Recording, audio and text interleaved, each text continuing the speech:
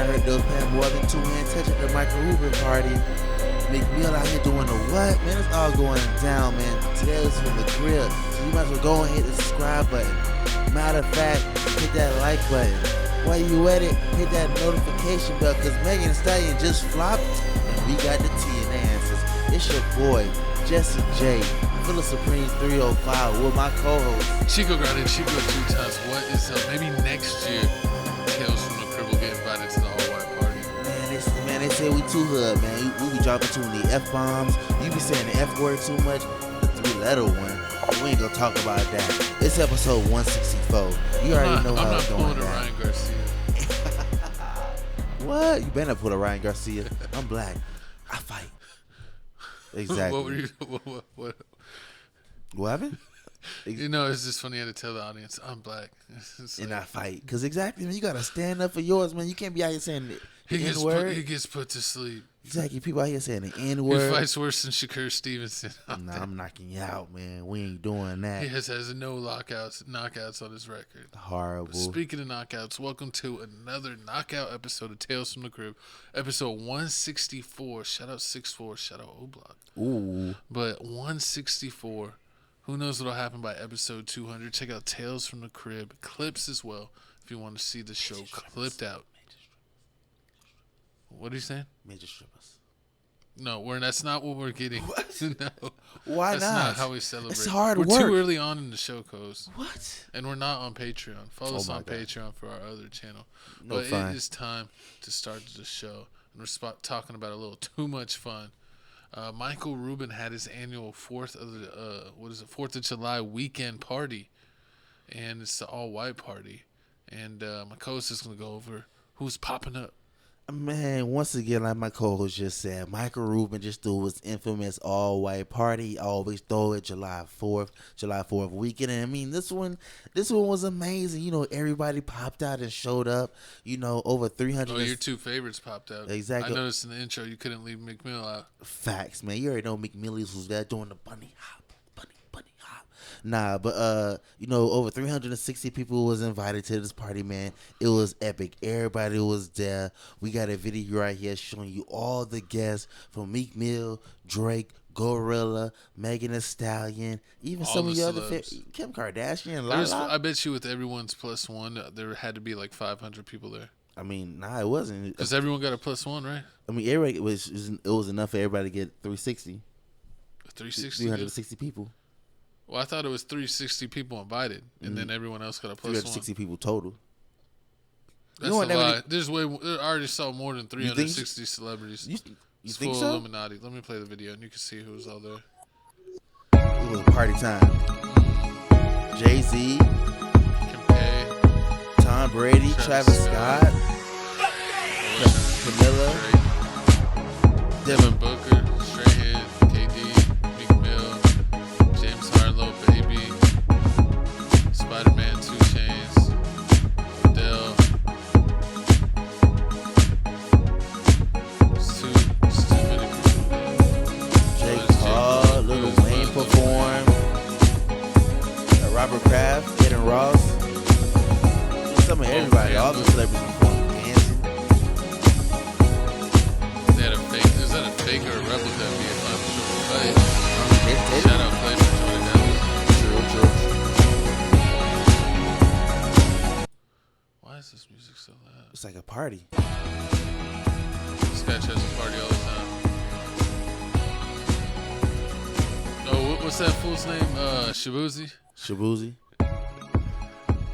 Sorry, I was reading a comment earlier. Someone called me a fool. Because we were talking about SPM. What's a fool? It's SPM.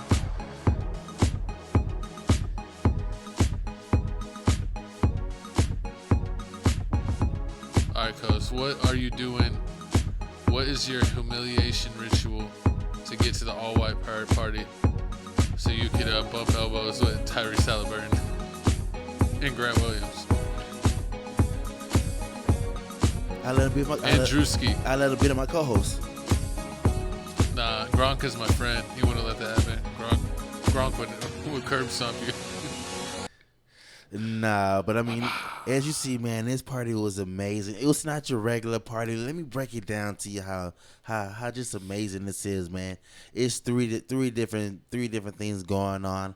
First, you start off in the pool area. You know that's where the Michael Rubin's You wife. get a little wet and wild. You know Michael Rubin's wife. You know she has her favorite artist. It looks like performed this time. Shabuzi performs this song. What's it called? A bar song. You heard that song, the Shabuzi? Oh, you told me the song earlier. You're supposed to remember it. Oh, it was a dude. Okay, so Shabuzi's the same dude that plays the country music that was performing at the BET Awards, and he had Jay Quan also perform that. I think he uses like a sample from Jay Quan on it. So you know that's a Michael Rubin's wife, like favorite artist right now. So you know they went to the pool area.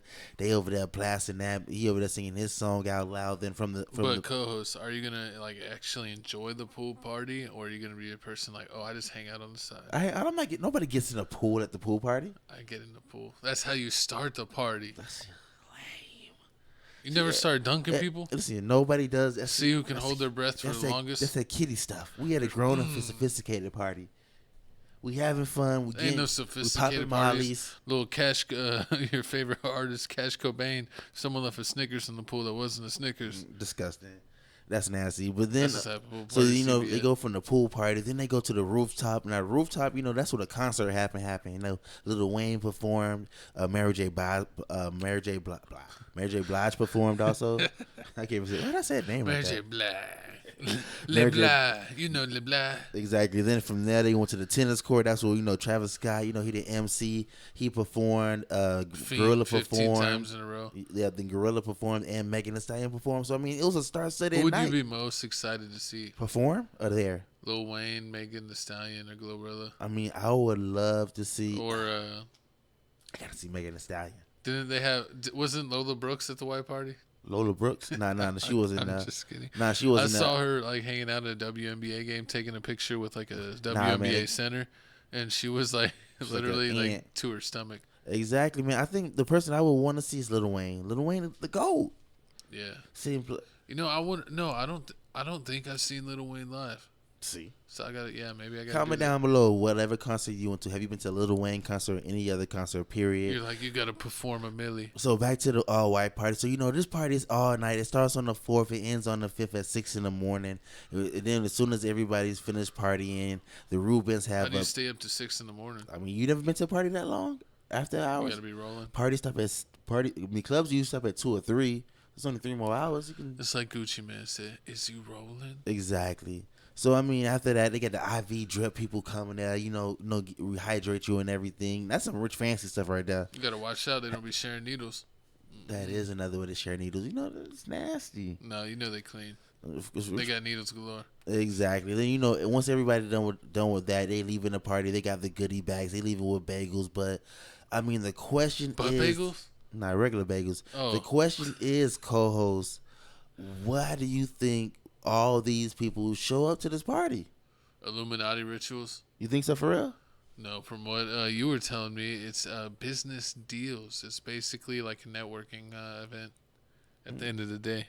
That's what I think. That's what I think a lot of these people do. A lot of these rich people, when they be throwing these parties, it really should be like business conventions. And like every time they go out of town on vacation, you think they really on Turkey and Caicos doing vacation stuff? They really doing business related stuff. They always working.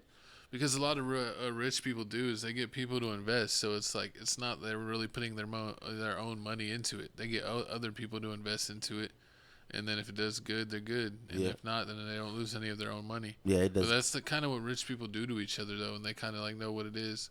And the people that put their money into it, they know it's a risk. True, and I mean, it's like a stock. You never know. And that's true. And he is worth. I mean, he's worth. Did you know Michael Rubin was worth at least $11.5 billion? What did he get his money from? I mean, I know when I was doing my research on him, he started off his business doing hockey stuff, selling like hockey merch and everything. Then he got sued, but then they found out a loophole where you can't sue anybody that's under the age of 18. Then he ended up buying out this other hockey place that lost their business. Like he just buys a whole bunch of merch. I think he's part owner of Lids and some with hats. Oh, is he the dude that owns like Fanatics? Yeah, Fanatics. Yes. Oh, okay. Yeah. You know, Fanatics and like sports, some part of sports betting. Yeah, they basically do like all the like jerseys and T-shirts for like with the NBA, WNBA, like MLB. Yeah. Because it's like you go on any other thing, like the websites and like Fanatics. It's the fan experience. There you go. See, that's what I mean. He's and he he does that collaborative thing. He does that with a whole bunch of people, and I mean he's real cool with He's real cool with Robert Kraft. So you know where Kim K and Meg Thee Stallion could have collaborated? What? That's where they could have collaborated right there. You want Lala? I'm not. You want Gorilla? Glorilla could. She could get the G to the L to the O. You know what? But, I'm surprised Ice Spice wasn't there. I'm not trying to do Mello dirty like that. No Mello was Cheerios. an idol. I'm not trying to disrespect the Cheerios. But they look scrumptious. Disrespectful. But I mean, Honey Nut Cheerios. But I mean, yeah, like Michael said, that's basically what's going on, man. It's a whole bunch of networking going on. People basically. Who's Drewski networking with? I mean, he does his comedy. I mean, think about it. Who's the number one comedian right now? And I think Complex Bill already Burr. put. I mean, the number one comedian that's on social media that's like young. George Lopez. That's young. That's under the age of 30. That one white dude that all the ladies like. What white dude? No, Ryan Rapp. What's his name? The dude that he was on Wild and Out, and then he had that face surgery. Wildin' Out. Face surgery. Yeah, he was like. Who are we talking about? Who's that? It's just like one white dude comedian where like he would look like a kind of like a normal, like below normal dude, and then he got like his like face and chin redone. See, the fact that you got the face BBL. The fact that you said that I don't even know who it is. So yeah, Drewski's number one. Then you got to go Desi Banks, either Drewski or Desi Banks. Those are the best. Suck. They're both social media comedians. Who better than them? What's his name? What you say something? He gonna say something silly like. No, what's the dude that used to do all the shoe vines? He's still famous now. The shoe vines. Yeah, remember like he would do a paper towels out and like step on each paper towel. Like that's how you got to keep the J's fresh. No. You gotta show it to me. I don't even know him.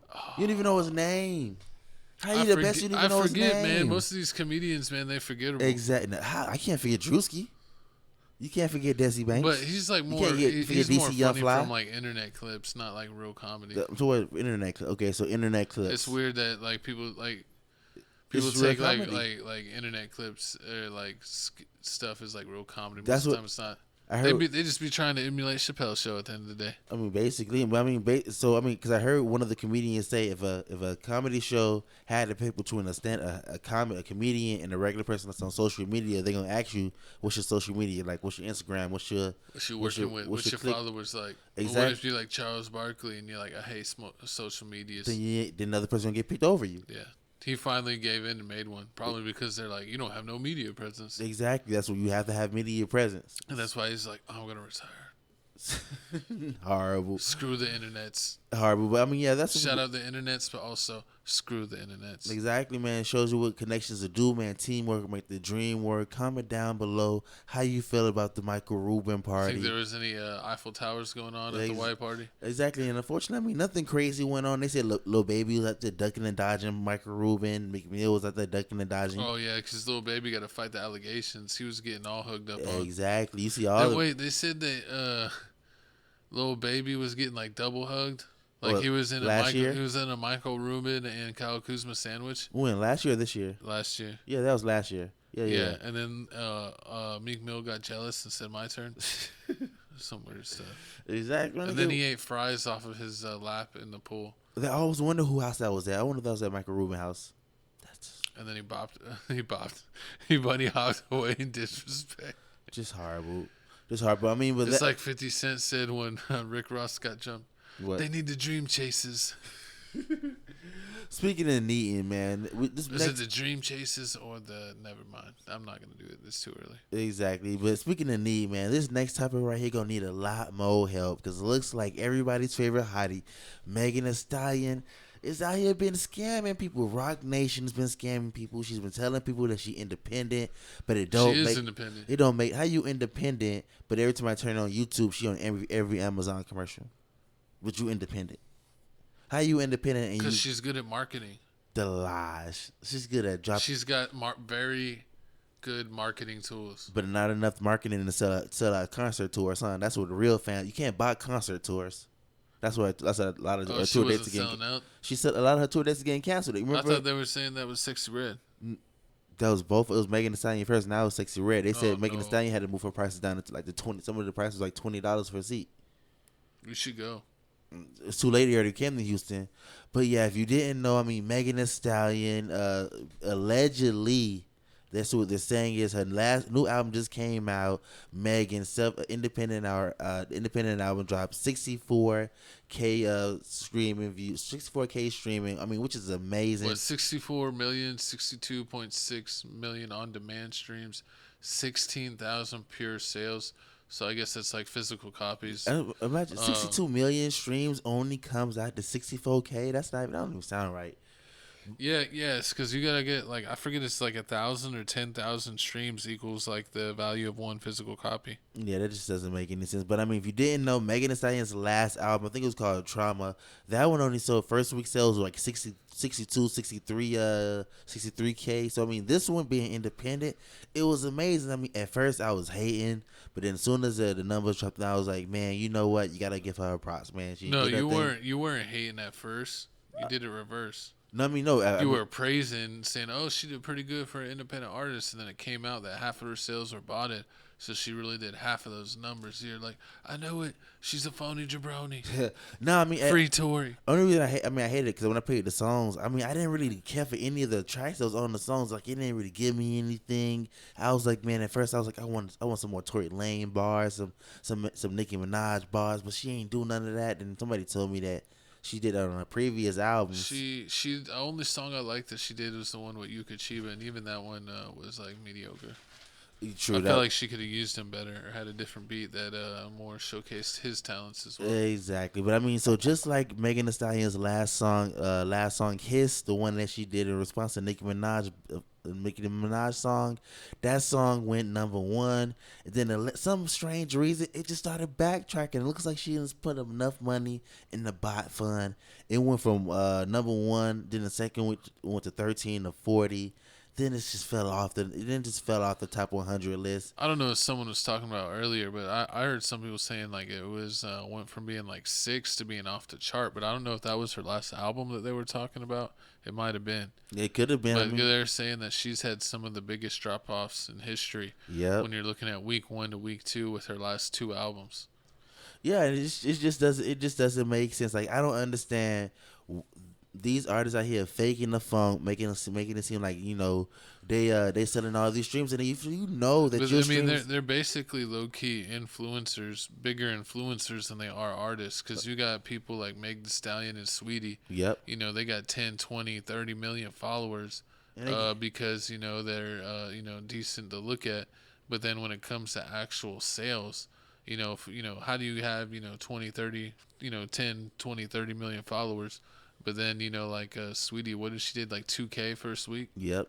Meg Thee Stallion is now going to do, what, like 30K when they update the bots? Allegedly what they're saying is 35K, I think we said. Yeah, once they remove allegedly these 30 million streams that was botted, saying that she's going to lose at least 44% of her streams, so it's going to knock her all the way down to around like what 35K now. I think what was it 35 or it was like it was actually like 32. It was like between 32 to 35K, which isn't really that bad because Lotto album 777, we looked that up. It only sold like 31K.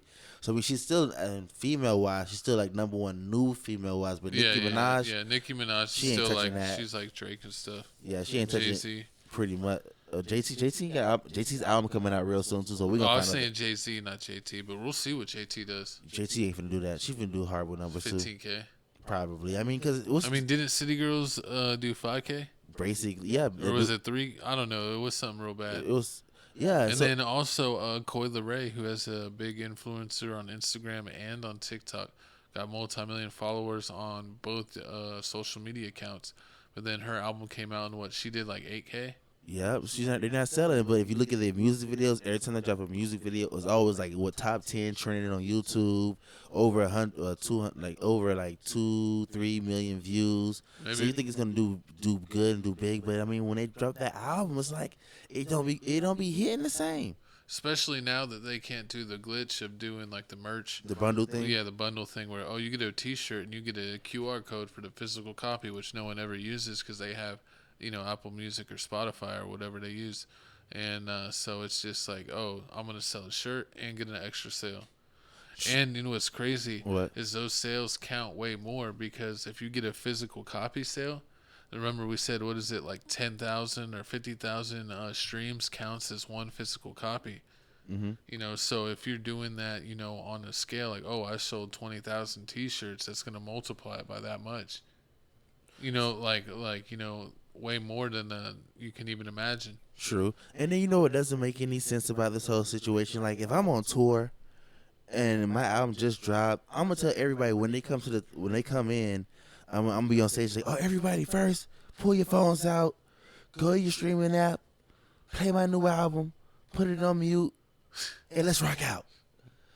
And then it's automatic win. Destroy the cell service in that building. But Too many phones on the network. But still, at the same time, you don't have to buy it. That's basically in-person botting. But it's still, it's not on the same account. No. That's one way to do it. Or you could just have real fans and get real views. You could try that. That's a hard one. These female rappers don't have real fans. If you're like Meg the Stallion or Neon, I guess you need help. Or like, I guess like my co-host's favorite streamer. Stretch. Is that what you call him? That's his name. Whoa, pause. I think it's Stitch. No. What's his name? His name is it's Sketch, but I guess you know him as Stretch. Horrible. Nah, but what do you think the problem is? Do you think the issue with Megan Thee Stallion, all her fans left once the Tory Lanez situation happened, or when I feel like she had too much drama going on right now. Beefing with Tory Lanez. Tory Lanez may not sent him to jail. Exactly. But Tory Lanez didn't have like the hugest fan base, but he had like one of the more cult fan bases. So that's people that's gonna ride for him, and go out of their way to make sure her music's not played. And then going at Nicki Minaj, who's quite possibly the biggest, female artist in the past, for, rap, the past 10, 15 years. That's a huge fan base, and most of her fan base it's a cult, and it's huge. It's like almost like the Swifties. Yeah, or the Beehive would be. But I could have sworn like when Hot Girl Summer started, it was so huge and so big. Everybody was like, "Oh, I'm outside and doing all that." Well, and also stuff. you got to wonder what comments now, because it's like most people's channels might have moderators or even like AI moderators. That if they see slander or bad comments, that they just take them down. So you go in a comment section, it's like, it's fire, you go girl, everyone loves you, 20 out of a 10, 100 million out of 10. And you're like, oh, I guess the whole world loves it. And then you're like, oh, I guess not, because no one listened to it. That's why I hate So it's kind of hard with the internet, because you also kind of get in like, what's it called, echo chamber. Yeah. Because like your algorithm will only kind of show you things that you're gonna agree with for the most part. Show you nothing but Megan Thee Stallion fans. Yeah. Showing you that this album's amazing, 10 out of 10. It's no track skipped. You can play it back and from. Like, this album wasn't that good at all. Like, it was a lot of songs I didn't care for, and then like the Hachi Whoever song, that one she could have did a lot better, but she's pushing for that. I guess she's gonna do it. Chiba. Yeah. I guess she's doing the whole anime thing. She loves anime, so she has a video coming out soon. She went to Japan and was hanging out over there. She had a Japanese rapper on her. It might be her biggest song on that album. And then I think one of her other videos kind of was like anime themed. I think from like JoJo's Bizarre Adventure and like a couple other animes that she's into. But I'm not into the animes that she's watched. So true. And just because just because a lot of artists they tours getting canceled or they're not selling tickets, it don't mean they trash. It just means that like they just trying to do too much and they ain't down that level yet. Because you don't got to do an arena. You can do like small. It's like the WNBA. Like the WNBA, they don't need to go to where the Lakers play yet. They ain't gonna fill out that arena. But if you go to a smaller arena, you could possibly fill that out. They've been packing it out, cuz. Yeah, pack it out. Some of the Caitlin Clark games, they got to go from the small arenas to the bigger ones. That's Caitlin Clark games. That ain't no Angel Wilson. It was the Angel Reese games.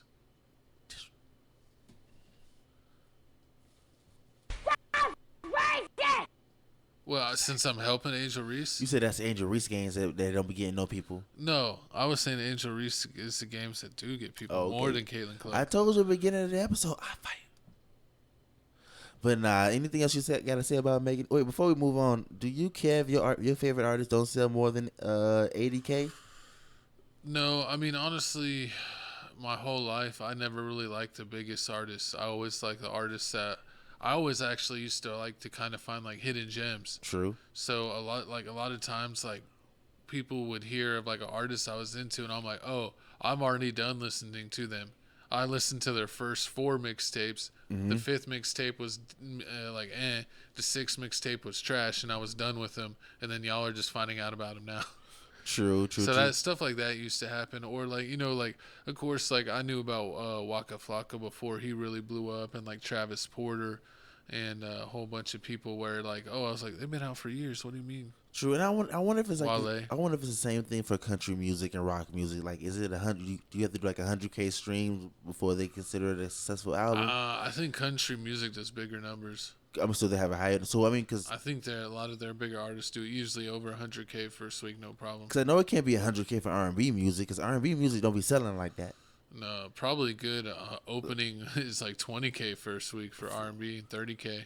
Yeah, see, so I mean, so we might have to move the number down for some of these for the female rappers. I mean, these new generation female rappers. Don't move the goalposts. You got to. You got to treat them equal, cause listen, it's man. equality season. They're not treated equal in the military. They're not treated equal in the police station. They're not treated. Why are they not treated equal in the military? The test to get inside the military.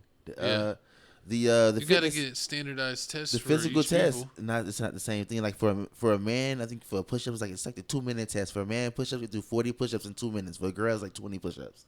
Oh, and it's not even the same push-ups. We've heard about you failing the 2-minute test. And then I think the girl running, you have to do like I forgot. Comment down right. Like for running stuff is like a certain amount of time. And then also for the firefighters, the deadlift is to put somebody on your back. They don't carry. They have to carry like the same weight the men have to carry. Everything here is a girl fire could both lift me or you and save us from a fire. That's a lie. Problem. They can't. Well, what are they supposed to do? They can't lift just give you us up. Oxygen and until a guy comes that can lift us. I mean, 9 times out of 10, it's mainly men firefighters. If anything, you're not gonna see a firefighter group if it's like 13 of firefighters. It's gonna be 7-7. That's 14. I was at 13. Why can't we have equality? Cause ain't no such thing. It's 2024 and my co-host listen, man, ain't is no such still thing. living in the past. Listen here, you have a bunch of female firefighters come in breaking your burning building house, and you weigh over. You weigh 200 pounds. Come put out this fire. You finna burn. Moving on. The next topic. I need to be extinguished. Speaking of being extinguished, man, this next topic right here needs to be extinguished, man. Looks like here, Young Thug trial is still going on, but this time, it may be something good going on for Young Thug, because it looks like here there may be a mistrial. The judge may be kicked out. We got a video here, basically, of the news station telling about what's going on. I've been hearing nothing but negative remarks about this judge, him abusing his power. And many things that he's done could, potentially get the case thrown out. So we'll see how this kind of unfolds. But let's go ahead and watch the sick clip. On thin ice, the YSL trial with Young Thug at the center just took a turn that no one expected. And it's like something I've never seen. The judge just put the whole thing on pause. All because of a meeting that Young Thug's lawyer, Brian Steele, says was not right, improper. Did somebody tell you? I'm not. You should have told me. You don't get to extort the court. That's what you're attempting to do at this point. Who told him? Extort the court? Why would he say he's trying to extort the court? Because he's a crooked judge and he just wants Young Thug in jail. Him and Fanny is crooked. So if you didn't know, I mean, this whole trial shit gets thrown out. Basically what's going on is that Little Woody is not supposed to be on the stand. He ended up signing over to Melnick, his lawyer, which is the one that's on vacation. He told everybody that he doesn't want anybody talking to Woody. He doesn't want Woody to go on stand because Woody told him already that he finna lie. As soon as he go on stand, he finna lie about it. He finna plead the fifth. And the lawyer was like, nah, we can't have that. I don't want that on my name. So we're going to hold it off until I talk to him and see what we can do. But it looks like here the Georgia courts got something different on hand. They brought Woody to the chambers in the back. They spoke to Woody and also one of not Woody's lawyers, but Woody's lawyers' friends, because they're saying like what lawyers do is, let's say take him in the back. Nah, let's say like you got court at like 3 p.m.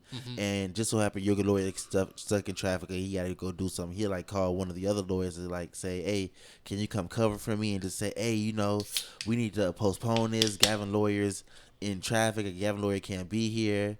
So we gotta move this on. We gotta move this, and then usually the judge will be like, okay, and they'll move it. But this time they wasn't having it. The judge said no. There's no reason. Here. There's no reason why you can't. Why Woody should want to plead the fifth.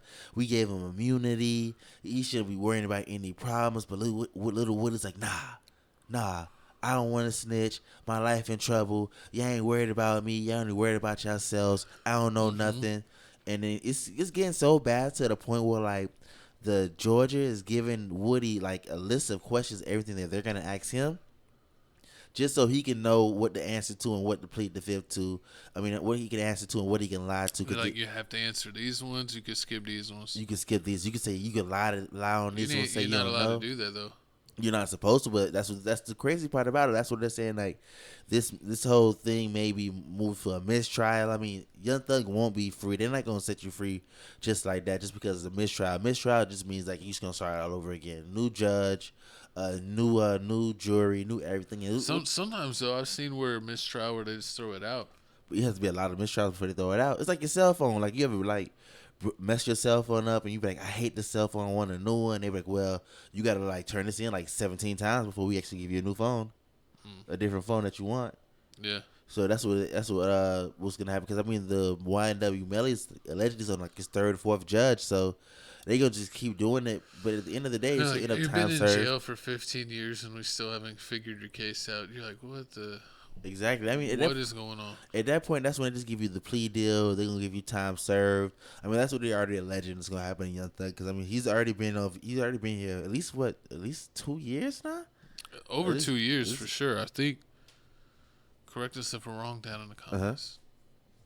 Oh, I have to say something else. Yeah, I mean, it's over 2 years, so they're saying like, I mean, if they push this back again, he's gonna get more time served, and then most likely they end up just giving him probation like everybody else, like 10 years papers, and you do like 5 years in jail, and you already did this many, so you only have like 6 months left or a year and a half left. Yeah, give him something like that. I mean, because at the end of the day, even though this trial is looking shady, there's a lot of dirty work going on. I mean, they got a lot. I mean, at the end of the day, they got a lot of witnesses. They still got Gunna as a witness. They still got a whole bunch of other. Gunna got to take the stand. I mean, think about if Woody can go in here and be like, oh yeah, I'm gonna plead the fifth, I'm gonna lie. They gonna be like, okay, well, I mean, you already said you finna be a co-defendant. If everybody says that, do you have a trial? Because I mean, you throw everybody in jail, they're not gonna be in jail forever. Stay in jail for like a year and a half. Stay in jail for a year and a half, 2 years, get out of jail, keep it solid. Don't say anything. I mean, you can't. So if Gunna did the same thing that what Woody was trying to do was like what he's doing right now, basically saying like, I don't know nothing, trying to play stupid. Will you still consider Gunna a snitch? It's off of what Thug says. I mean, they say you see Thug Daddy dancing at the Thug concert. This is dad. I mean, Thug dancing at the Gunna concert. His dad doesn't know even what artist that is. He's like, I like this beat.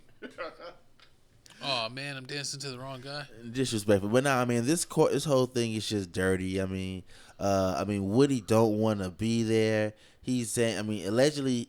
Some people alleging that he was the person that was the shooter, or he knows a lot more than what he's saying. Oh, they said that he took out like Peanut or somebody. Nut. They said he's Nut. Yeah, I mean, because I guess I think Woody's the one that did it. Woody's the one that like was one of the people that took Nut out. But I mean, he's trying to act like he wasn't there, and then like he doesn't want to go to jail for it.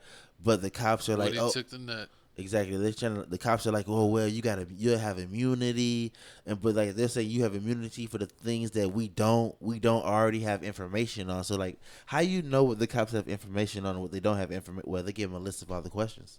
Because they snitching in jail. I mean, I mean, but think about it. I mean, like if you give him a list of I mean, if you say, okay, well, I got immunity for everything that you don't have already information on, like I don't know what you don't know.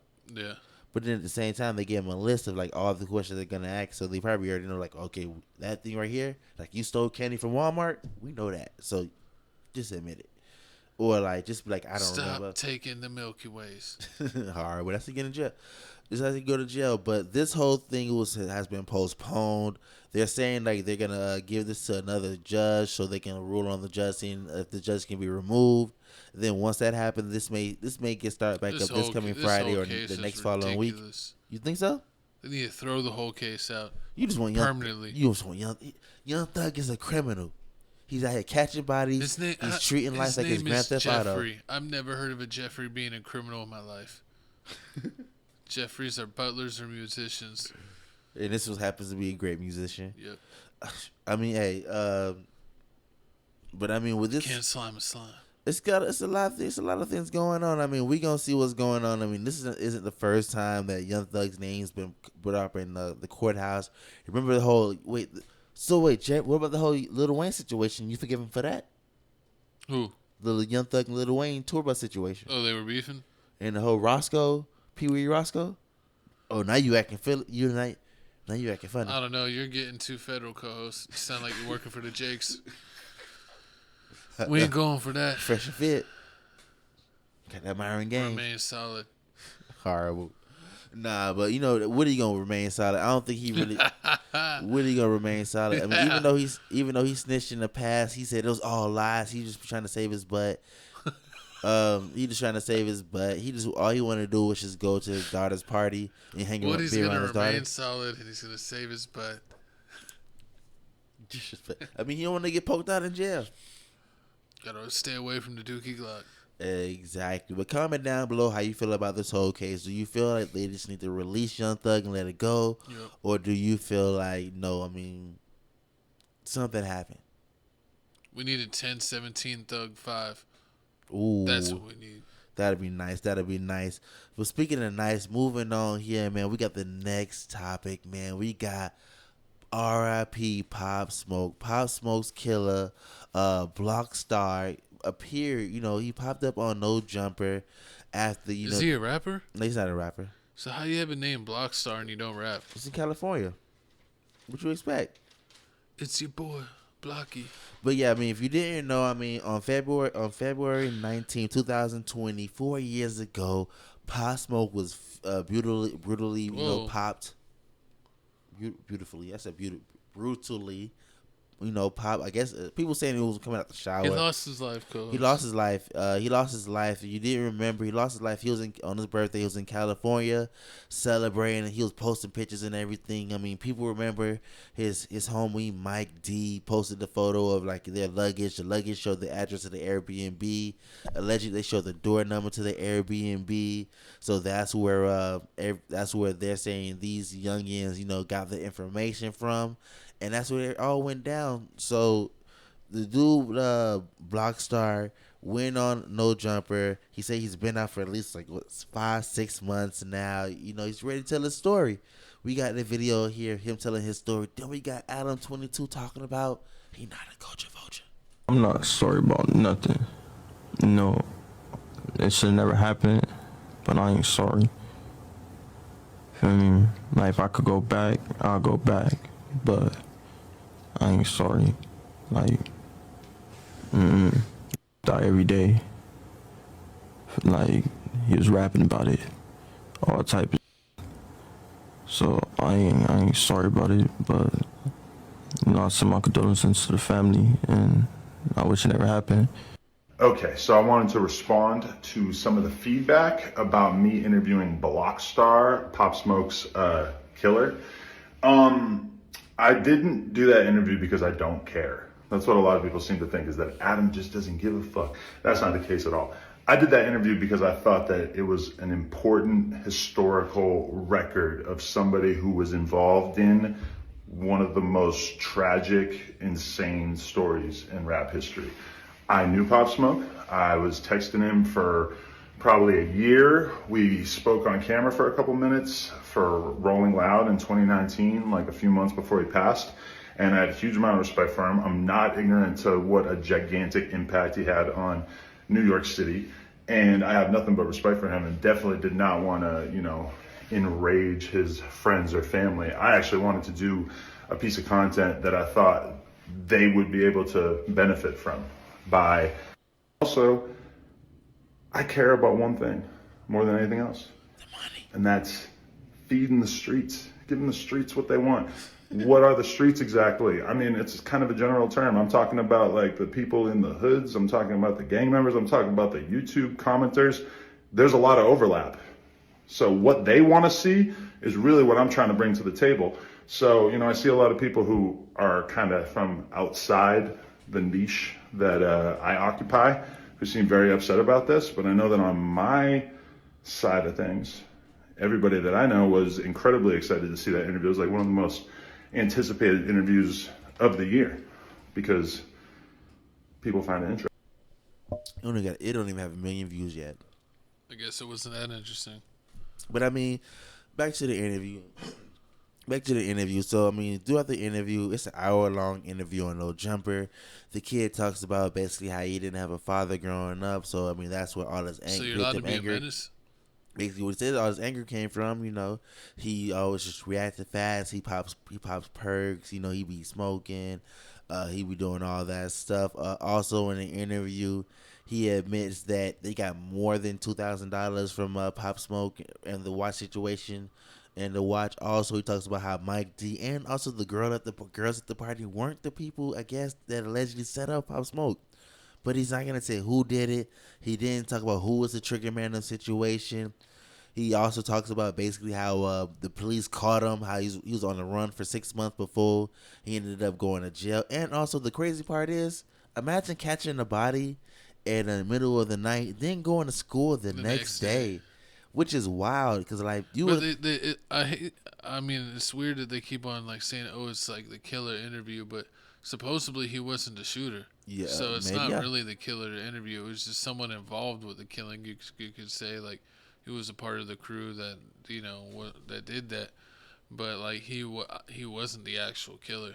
But I mean, what's the difference? What's the difference between this and like when Dateline, NBC, and all the other places like show like people in jail and then they interview them? Yeah, show people in jail, interview, or like they show like the mass shooters, like they show them and like do interviews with them. Yeah, that's true. So like, are they culture vultures? People have problems, man, and they've been making like they gonna make money off it regardless. Oh, remember they made like the Jeffrey Dahmer show was like one of the biggest shows ever. All the serial killers TV shows, and that's not even like a documentary. That's just like them remaking the crazy stuff. True. See, there are people in Hollywood. They're gonna talk about it. They love the true crime. True crime, yeah. True crime is like one of the biggest genres in podcasting in anything. Period. And YouTube, yeah. Period. Let YouTube, us know, TV. so we get in true crime. Think about True Crime is so good. Law and Order is still coming on. Law and Order was coming on since you was a kid, and it's still coming on. You know who saved Law and Order? Ice-T. Exactly. And LL Cool J. And Pow Wow. Oh my God, not Pow Wow. He was on Cyber. He was on what? The Cyber one. I think it was like Law and Order Cyber like. This is some weird stuff. I don't know. He was on that one. It didn't last long. The only thing he ever did was good was Tokyo Drift. Ooh, you the only one that likes Tokyo Drift. It's the best. Fast and Furious. You know what? Clown him below. Please clown him. He thinks his favorite agree Fast and Furious movie is Tokyo Drift. My sister's boyfriend thinks that Tokyo Drift is the best Fast and Furious. He's also overall. not black. It's horrible. That doesn't mean anything. It means everything. Nobody thinks Tokyo Drift is the best one out of all of them. It's actually the worst one. I'd rather watch. You don't like Shad Moss? Now you're a Shad Moss hater? I'd rather watch him go to space. Fast and Furious in space is better. I knew you were ludicrous. Lucas is super fire. fan. Okay, horrible. But back to what we were saying. So I mean, in this situation, the question is, what is a culture vulture? Because like we said, NBC, Dateline do this. All these other places talk to killers and everything. What's a culture vulture? Is culture vulture basically anybody that we say shouldn't be talking about what we feel like they're talking about? Basically, I feel like it's people that are, like almost doing documentaries on stuff or things that they're Trap not Lord from. Ross. Yeah, like Trapboard Ross or Adam 22. I think they call DJ Academics coach. No, I don't know about that one. I mean, they technically could because he's not even American. He's Jamaican, right? Yeah, the DJ Vlad, they call him a culture vulture. I mean, So it's a bunch of white dudes talking about gang violence in either kind of like documentary style or interview style, and they're making money basically on as you could say, black on black crime. So true, and they do always get on Adam 22 because I do know when I follow a lot of the California like blog sites, they'll be like, "Oh, y'all need to get off Adam 22. All he do is promote gang violence and everything. He don't talk about anything else. We trying to bring gang violence down, but he wants to go and bring you on No Jumper and ask you questions. But at the same time, I'm thinking like." You don't gotta answer the questions. I understand when people say like, "Oh, you shouldn't promote violence," and this only like begets more violence because if you like, make something popular, something big, like Chief Keef making smoking Tuka, like one of the hugest things in the world. The Young Miami saying and having to apologize. Then they're making people mad and they want to retaliate and stuff. So, that kind of it just kind of was what comes with it. I mean, at the end of the day, people are always going to say something. No matter what you're doing, you could have 20 million subs. They're going to say, you're corny. Exactly. So, you shouldn't be here. What place do you think is more dangerous right now to be for a rapper? In California, in Jacksonville, or in Chicago? I just think really any major city, if you're not moving correctly, if you really don't know the city like that and you're moving around in areas that, do have some crime, like you got to watch yourself. Especially, man, like times is tough right now. There's a recession across most of the United States. People are looking for easy licks. Facts. And, you're walking looking around like a lick, looking like a lollipop. Yeah, looking like a lick. You're gonna get licked. It's looking like a lollipop, finna get licked. Exactly. See, it's just crazy. I mean, you got Pop Smoke. You got man. Oh, I'm sorry. That's what I was gonna say earlier. What's his name? I don't understand why people like say like it's so bad. Like to like check this stuff out, but then you got people that are like World War I or World War II fanatics, or like Civil War fanatics, or like all kinds of different wars, Revolutionary War, whatever. And it's like that's all just like studying about battles where people killed each other. And that's basically what this is on a different level, but it's usually involving rappers and street gangs. So it's just like World War I and II could be interesting to someone. We're not from 63rd could be. It's interesting. O-Block and Chief Keef and their whole murder mysteries is that's people's number one go to. That's something they like to watch. First 48 is up there. Snap is up there. Yeah, I mean, everything on the Oxygen channel, basically. They say No Jumper lives off of Chicago and California violence. Hey, man. Just interviewing all the people that have ops. Yeah, true. I mean, hey, making money, you gotta make your money somehow. But you guys comment below how you feel about this whole Adam. Y'all watch it. Y'all can say culture vulture this, culture vulture that. Y'all watch y'all watching it. Y'all still want to see the content.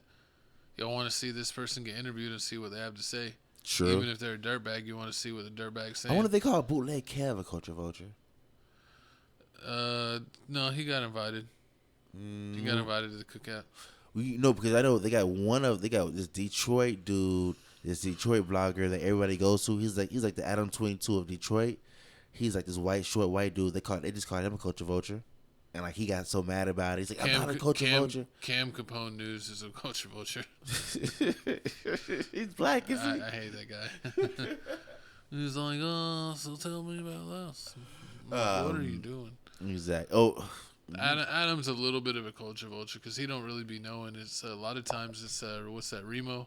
Yeah. He's the one that be actually knowing the details on what the hell's going on. I mean, it's time to take a break anyway. He's been doing it for so long. I mean, it's hard to stay up, man. That's what people don't understand. Like when you're covering a million things on the internet, like me and my co-host, we got a podcast about celebrity and current events, pop culture.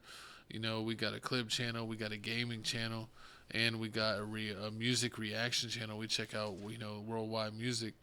People are like, it's hard to know every fact about everything. I know computers keep evolving, but your brain can only hold so much information. Facts. So you can't be mad at us that we don't know every fact about everything. I'm not going to know every basketball player. I mean, I do, but I'm not going to know every basketball player, every football player, every UFC fighter, every gang, every affiliation, every coast, every streamer. And plus, I don't care to know everything. So it is what it is, and if it's big enough, we'll talk about it and throw our 2 cents in the game. But R.I.P. Pop Smoke, he has some pretty cool music. He had a really unique voice. It looks like people just being greedy, man. And it's like, I ain't trust California. Me and my co-hosts make it big. We might do a trip. We're gonna, be in a hotel. We ain't doing no Airbnbs, and we ain't never living out there. And we're not going to the Holiday Inn. We're not gonna live in Miami. No. We're not going to the Holiday Inn. Get run on down on like Fresh and Fit. Whoa. Oh yeah, and Brickell. Yeah, and you ain't saving nowhere you go, man. Especially in Miami. But we're staying in Texas, away from the beef, the real South, not Georgia. All right, well, comment down below how you feel about this whole situation in Adam 22. Is he a culture vulture? Do they need to stop No Jumper? And how you feel about them giving up, I guess, 5 seconds of fame to, Pop Smoke's killer? But speaking of culture vultures, we need to talk about my co-host being the biggest culture vulture, not knowing who Cooper Flag is. I know who Cooper Flag is. Yeah, and Cooper Flag is straight up killing it. He's on the USA Men's Select Team. They were going against the national team, and they only lost by 1 point.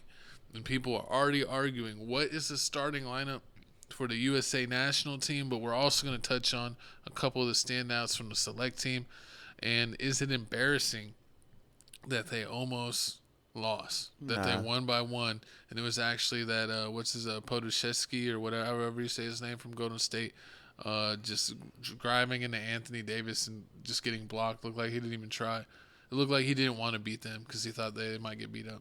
No, that's not bad. I mean, you hear stories all the time how, the starting lineup team loses against the B team, or you see Kevin Garnett and Pop here talk about times didn't where they say that one time Grant Hill and them beat the Dream Team? Yeah.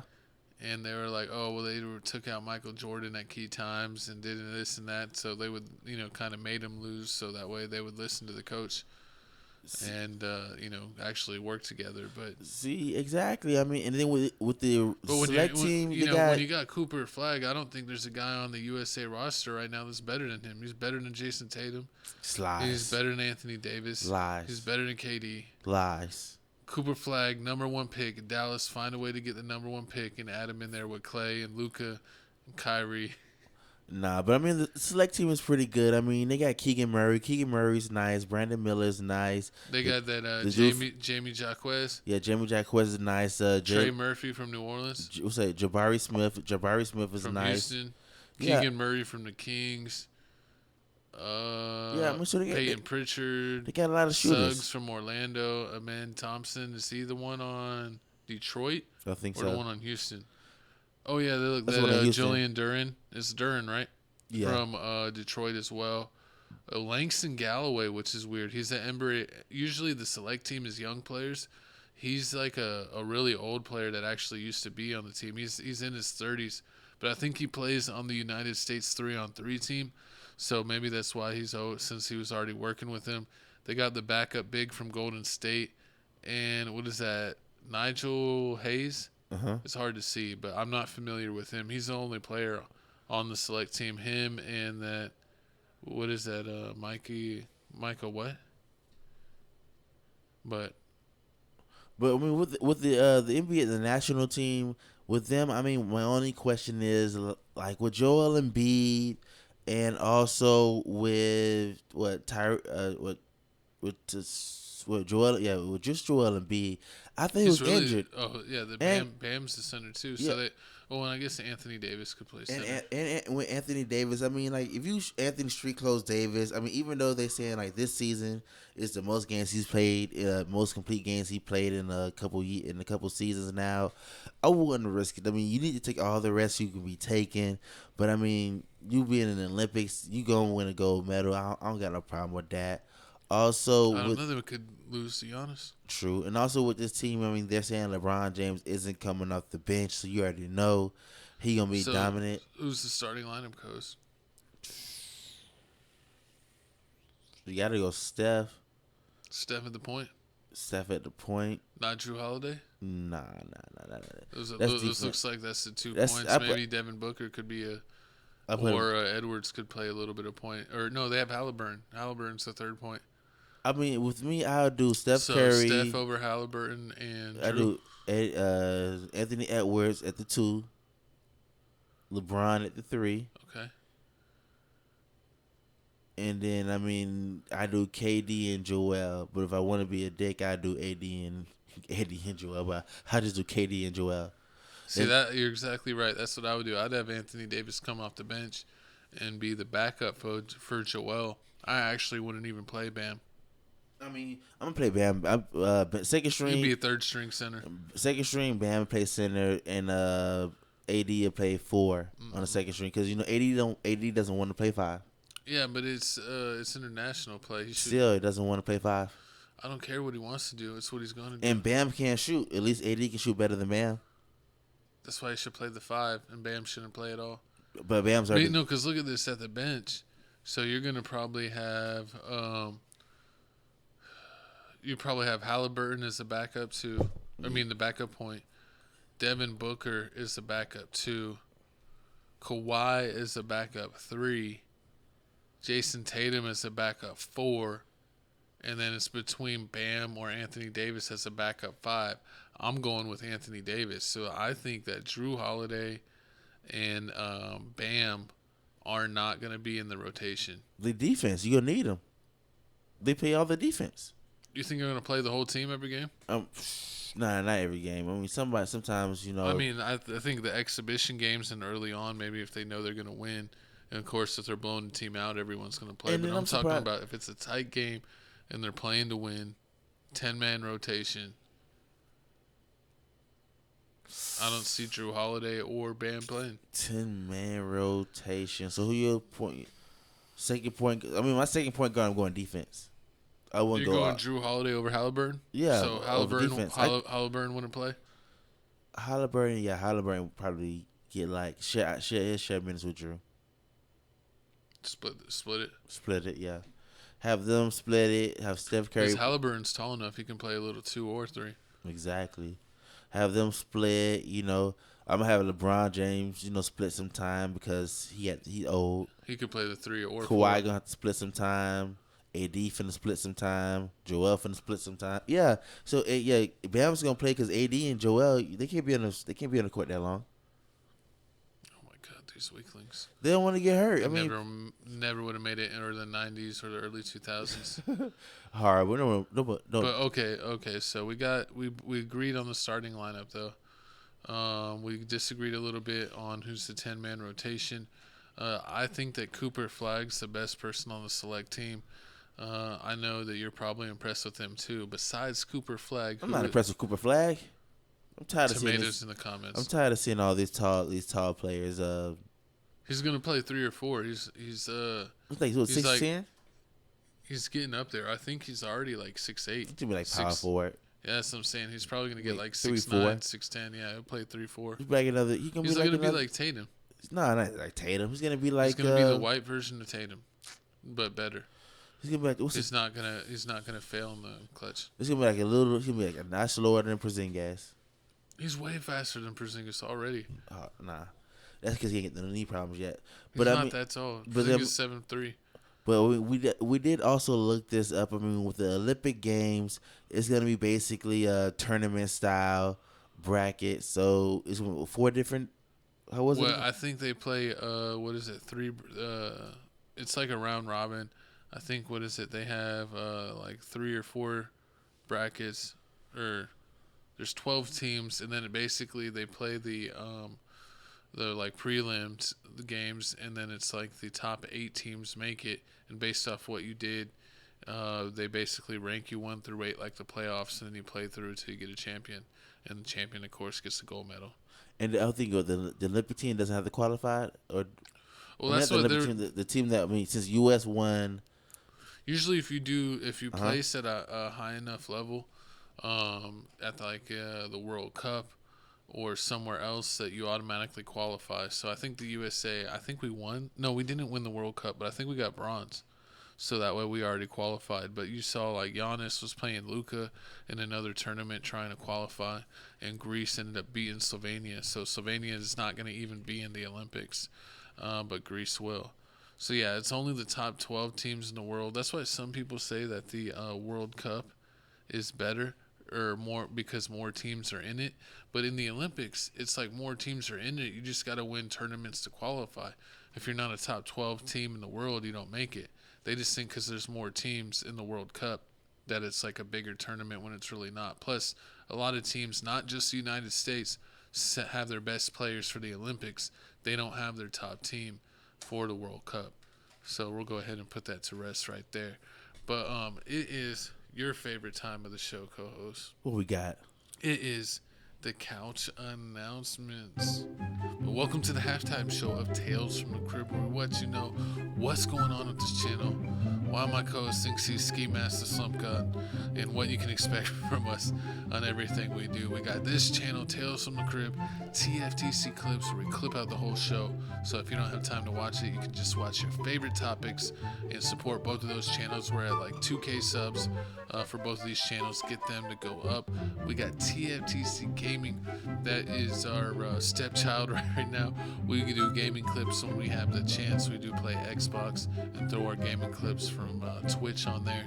And so check out TFTC Gaming if you want to see some 2K, some UFC, some boxing, some Dragon Ball Z, all kinds of games, Star Wars Battlefront. We're doing it all on TFTC Gaming. But we need to talk about our number one moneymaker, Crib Reactions. We just hit 10K subs, baby. 10K subs. And we just dropped a handful of videos. Shout out Lisa. We did the behind the scenes. We got some new jeans, some baby monsters, some XG, Glorilla, TGIF. So yeah, check out our channel. We got a Patreon over there at Crib Reactions. We got all kinds of videos not allowed on YouTube, exclusive content on the Patreon on Crib Reactions. So go over to that channel. Any of our latest videos in the description. You get the link to the Patreon.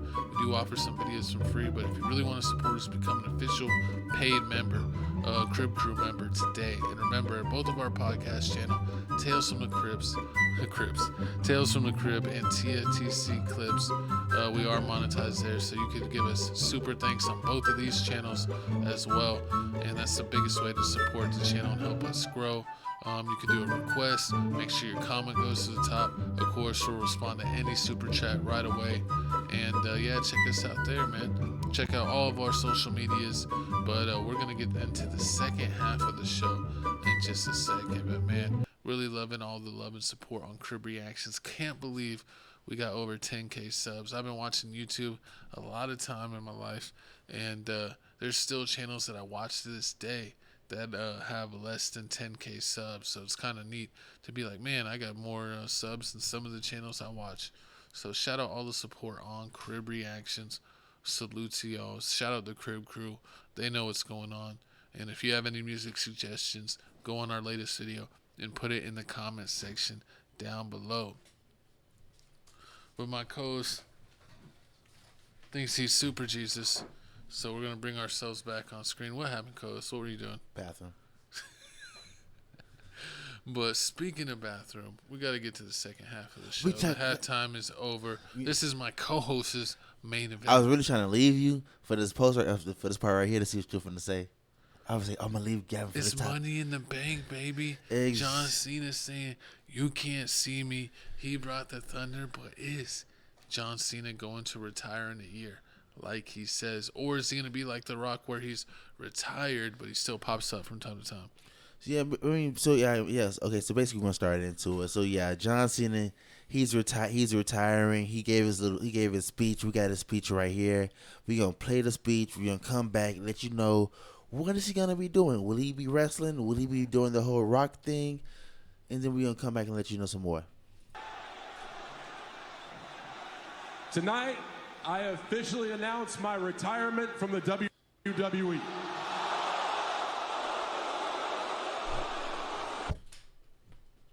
Oh, man. That was quick. So, yeah, he announces a retirement from the WWE. So, basically, what's going to be going on is saying that he's not going to be retiring now. Only reason he came to Canada, he did it now in Canada because, you know, Canada, he says, always shows love, always shows support. When WWE was going through their whole, you know, down part of when he left, they have the whole down part when he left. Canada still, showed love, was still there, still packed out. So, he had to make his mark here. So he said he's going to be retiring. He's going to be retiring next year, 2025. They're saying that he's going to be doing at least 30 to 40 shows. He can be doing at least 30 to 40 shows. Also, he's going to be doing WrestleMania. He's not going to be having a retirement match at WrestleMania. So, this is epic. John Cena's been here for a long time. I remember from day one, lethal aggression when he slapped Kurt Angle in the face when Kurt Angle gave him the open challenge. That was amazing. I've been watching John Cena for a while. The You Can't See Me, the rapping. He doing the spinning G-Unit build. Fire. So, John Cena's going to be missed. Just like, Kurt Angle's missed and Stone Cold. A lot of the other rappers, a lot of the other athlete wrestlers like JBL, Farouk. It's a long list of people. But back to Money in the Bank. We got to go through these matches, man. We had the ladder match. With LA Knight, Drew, Carmelo, I forgot his name, Chad Gables, Jey Uso, and also Andretti. This match starting off, it was fire. I don't know why they didn't give it to Jey Uso. I thought Jey Uso was gonna win. He got the yeet thing going on. Everybody be on. They brought yeet back. Yeah, everybody be all up on him. On him. He's big. He got the whole bloodline thing going. He got the whole bloodline thing going on. And then, you got other people like LA Knight. LA, he can fit anywhere. He don't really got a big storyline, so I really didn't see him winning. He don't really got a set storyline going on right now. Carmelo, he just moved up from NXT. What's it called? Chad Gables. Gables has the whole. Your favorite guy, Sammy. Did he win? No, we don't know that one yet. Chad Gables. He has the whole Otis situation going on. So he got this whole storyline, and then he got the whole Sami Zayn thing going too. So I don't see that happening. Andretti, he was just there for the flips, but I can't believe they gave it to Drew. Drew pulled up. He threw the ladder right at Jey Uso when Jey Uso was climbing the ladder. Hit him in the face, which is hilarious. He fell out. Drew cashed in the Money in the Bank to win it. So now he's supposed to be cashing in, but to who? Then moving on, we had the John Cena situation. He gave his retirement speech. Then after that, we had Sami Zayn and Braun Breaker. Now this is a no-brainer. They in Canada. Sami Zayn's from Canada, so you already know he's not gonna lose the title in his hometown. Why not? Wouldn't that be the ultimate disrespect? Exactly. Why would you disrespect him in his hometown? Well, you want more cheers than boos? You want to take the hearts of the crowd. Nah. So what's going to happen with that situation is Sami Zayn won. The next thing is, I think, SummerSlam is the next event. That one they're going to fight again. This time Braun's going to win because Braun Breaker, he's been moving on up. He came to NXT. He came from NXT, moved on up. He's been spearing everybody, defining all the rules. So I can see that going on. Moving on. Is he in the video game? He's in the video game also. He's got Steiner's son. Do they get their stats updated like 2K? Yeah, they get stats updated like 2K, yeah. And then moving on to the next match, we got the championship match. We got Damian Priest versus Seth Rollins. Seth Rollins wins. Then Damian has to leave the Judgment Day. If Damian Priest leaves and then Damian Priest wins, and Seth can't challenge Damian for the title as long as he has the title. And this match was crazy. It was going back and forth. You can tell.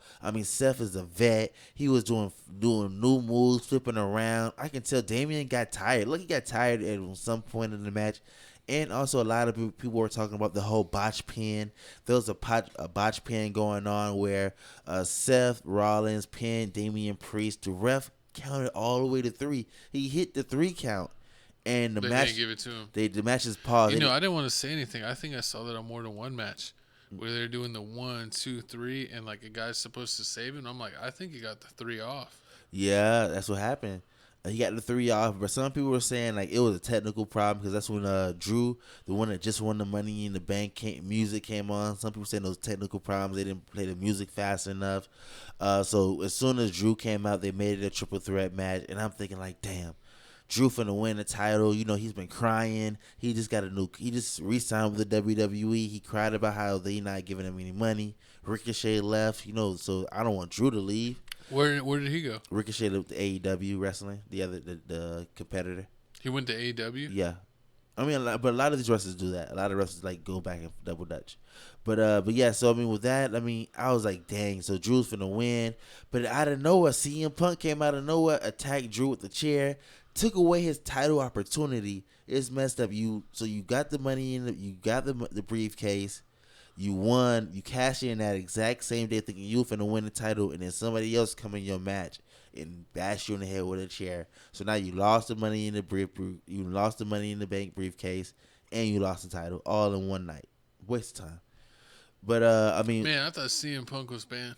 No, CM Punk, yeah, he's back. I mean, you know, he be having his little problems with the business, but he's back. He's injured. That's what, like, it's just kind of confusing. But I mean, this whole Drew McIntyre and the whole CM Punk thing, they already got a feud going on. So him messing up his whole title opportunity really shouldn't have happened. But I mean, people were saying like they got so many different storylines going on, adding another storyline just be a waste of time. Yeah. But that was that fight. Let me know how you feel about that and the botch pin. Moving on to the girls ladder the girls match. was pretty epic. Yeah, I was actually able to see that. You know, they kept on, you know, once they're getting to the top, pulling each other off, faking like they were fainting, popping up, and then kicking the other one off the ladder. There was definitely some epic moves with the ladies. Facts. Like with the Rachel girl got pushed off the ladder and fell fell onto the tables. While the whole time they were saying like she's scared of heights. But I mean this whole fight with Io Sky. I mean I knew Io Sky wasn't gonna win the title. Everybody knew Tiffy Stratton was gonna win. It's Tiffy in the bank, man. Tiffy in the bank. You already knew she was gonna win it. She has she had the energy. She had the crowd behind her. Charlotte Flair ain't there. What do you think she's going to use the Money in the Bank for? For the title, man. She's going to win the title. The women's championship challenge title. for it? I mean, I wouldn't challenge. I would like catch you slipping. Because you got the Money in the Bank. It's like false count. And it's like you just, if the other person's wrestling, you can come in and cash in your title. You can cash it in, and it's false count anywhere. Yeah.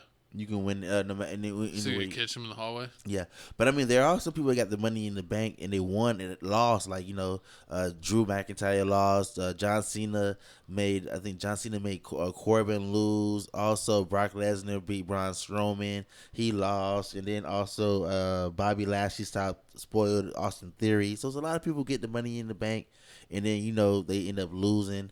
So I mean that was crazy, but the women's match was crazy. Give it up to Tiffy. Tiffy won. I mean it was an amazing match, like my Cole said. The girls was banging at it. They was dropping people on ladders.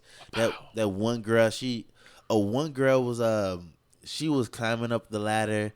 Then I guess she got hit and she was hanging. She was like dangling on the ladder. Then Io Sky started climbing up. Instead of climbing up all the way to the top, she stopped, looked down, and started just bashing her head, and then with her feet just kept kicking her. And then you thought, oh, it was over. But then the girl just somehow miraculously got up and just German suplex right onto the ladder. So I mean, it's dangerous. I don't know how much money they paying these people to do the ladder match. You ain't paying me. Hey, they better have top health insurance so they do in a ladder match. Facts. They was just falling everywhere. Then in the last match, Cody Rhodes, Randy Orton, Kevin Owens versus the New Bloodline. Now this one was crazy. I automatically knew the Bloodline was gonna win. They're not gonna let this Bloodline team lose, at least until Roman Reigns comes. That's when it's gonna be old Bloodline versus New Bloodline, and then that's when everything's gonna break out. They may do a War Games with this. I can see it's a Wars game, but I mean with the whole Cody, his title's safe right here. He ain't put his title on the line. Money in the Bank. I think he has to fight Gunther. Or Damian Priest has to fight Gunther coming up on SummerSlam. One or two. Comment down below. I can't remember off the top right now. But I mean, this match was pretty good. I mean, there was a lot of cheating going on. You should have known that since the Bloodline had an extra member. What else I gotta say about that? But I mean, yeah, that's Money in the Bank. If you're super into wrestling, you need to watch my coach play on TFTC Gaming. What is it? What's the wrestling game called? WWE 2K24, man. Make sure you check that out, man. Make sure you check that out. Comment below your favorite match on Money in the Who's Bank. your favorite wrestler? Who's your favorite wrestler? Your favorite John Cena moment? Your favorite John Cena match, man? I think anytime John Cena fought Randy Orton or The Rock, I loved it. But moving on, next topic at hand, man. We got the most boringest fighter in history. Somebody boo this man. Shakur Stevenson. Man, Shakur Stevenson just had his past fight. It looks like he fought, what's that dude name? I just had the paper. Oh, I got it right here. Yeah, he just fought the dude, Arturum Han? Whatever his name. He ended up fighting Hardum. He ended up fighting him. Shakur is 22-0, 10 knockouts. Other dude is 12-2 now. So I mean, you already know 10 knockouts, Shakur, and it's gonna be a snooze fest. And one thing, he reminds me of Floyd, man. Yeah, he's gonna win on the points. He's a sound boxer, but he ain't knocking no one out. And it's like, honestly, Floyd is the only boxer that I've seen that was like not a knockout artist that got popular. Usually, it's all the guys that are knocking people out that get the kind of fan stamp. Exactly. That's what he's saying. Like Lomachenko's ducking them. He's saying Javante's ducking them. Everybody's ducking them. But I mean, I feel like, you know, with Shakur, his issue is that he can box. His fights is just boring. He don't go in for the kill shot. He ain't trying to knock nobody out. He's just trying to play it safe. He's always defense first, which is cool. I mean, that's all right, but at the end of the day, you want people to come. You want people not to boo your fights because you getting booed don't look good. I mean, a lot of these boxers saying like you low risk. I mean, you high risk, low reward. Like you might win and they're not gonna get enough. They're not gonna get any money for this. But I mean, if you didn't know, the pay-per-view is gonna be low, and then if you end up losing, that's like it pushes you way back. Exactly. You know, Shakur went on his press conference saying how like people were ducking them. Tofimo's ducking them. Also, you know, he went on the press conference with a Lomachenko shirt on. So I mean, he want these fights, man. He want this fight. This was his last fight as top rank. So now he's gonna be a free agent. Some people say he's gonna be signing with Danza. If he signs with Danza, he's definitely not gonna be getting that Lomachenko fight because you know he signed with Top Rank. So man, they came out of nowhere. Who was that? Danzin? Yeah, they came out of nowhere. Yeah, they did come out of nowhere. I think they do that the Jake Paul stuff too. Because they also do the what's his name, the Gypsy King. Yeah, they do the Gypsy King. They do him. They do Devin Haney. They do Devin Haney's fights against Garcia. Danza. Yeah, they did that. They do the dancers do a lot of Devin Haney fights. But we actually got a clip here on how bad it was, and people were they were saying it was so bad. People were leaving at the 10th, 11th round. We got a video right here showing everything that's going on. Then we gonna come back, let you know some more about Shakur. We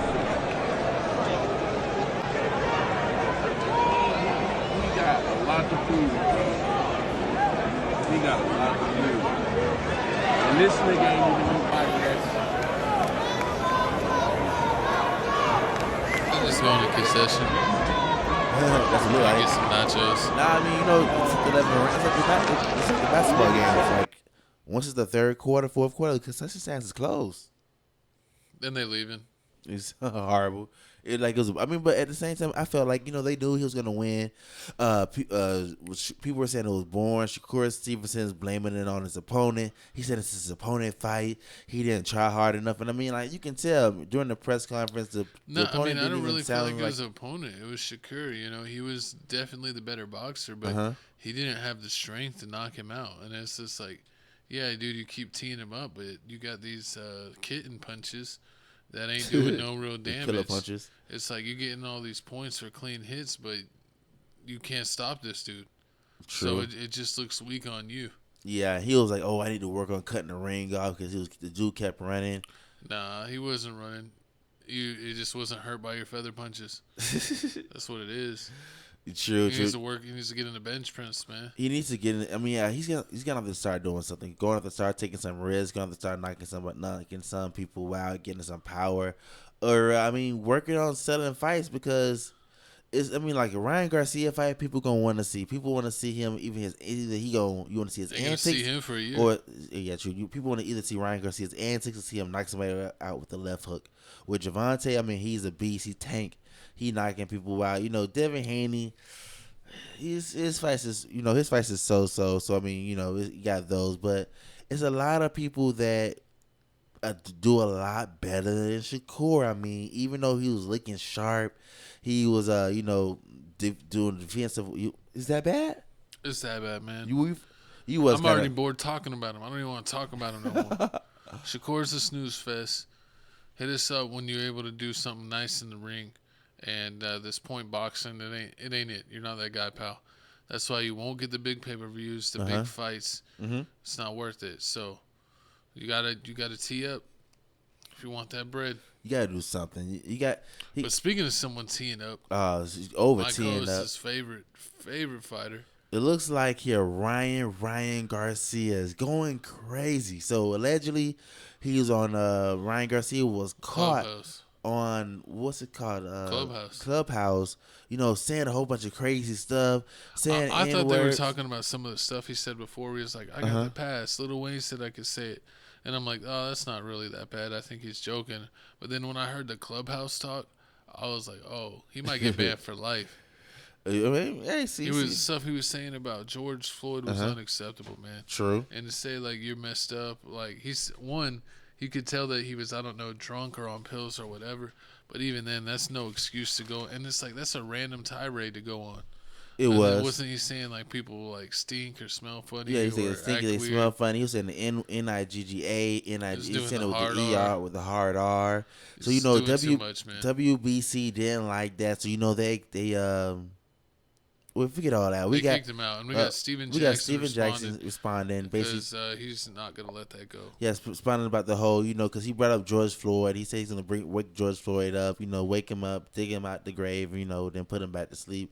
Steven Jackson didn't the way you like phrased that. it was like Steven Jackson. Ryan Garcia said that, so Steven Jackson's heated. Steven Jackson's heated. That was Steven Jackson's like one of his close best friends, like a brother to him. He didn't like that. I used to call him twin because they look close alike. Exactly. Here's what Steven Jackson had to say.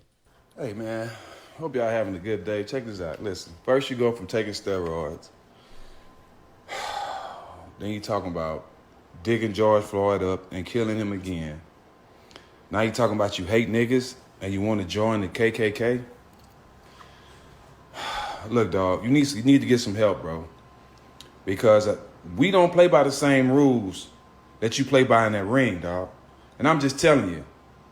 Just like I told you in the DM when you said some flash shit, I told you to get some help because it's a whole different ball game out here, bro. Anybody that got to bring up the dead is dying inside. You a clout chaser. That's all you are. You looking for attention. You trying to live a life that you didn't grow up in. You're not that, Ryan. Okay? You're a boxer. Stick to that, bro. Keep George Floyd's name out your mouth. If you hate niggas and want to join the KKK like you said on Clubhouse, go ahead. Just don't fuck with us. And don't expect us to fuck with you. People say the realest shit when they drunk. Facts.